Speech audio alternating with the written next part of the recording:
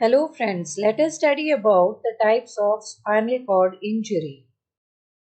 Paraplegia means if there is a paralysis of the lower half of the body, this is called as paraplegia.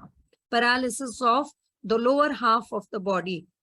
Paralysis below the neck, including both upper and the lower extremities, that will lead to quadriplegia. Now here again, this is one thing.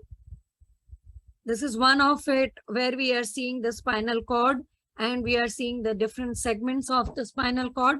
Like we have the cervical, thoracic, lumbar, sacral.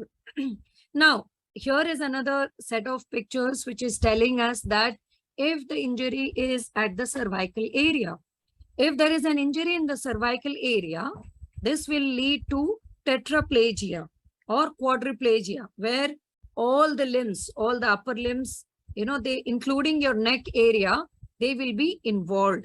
That's called as tetraplegia. If the level is at C6, we find again tetraplegia, but we may not find the involvement of the shoulder and the neck area. If it is at the thoracic level, there will be paraplegia. Here the lesion is at T6, so the manifestation is paraplegia.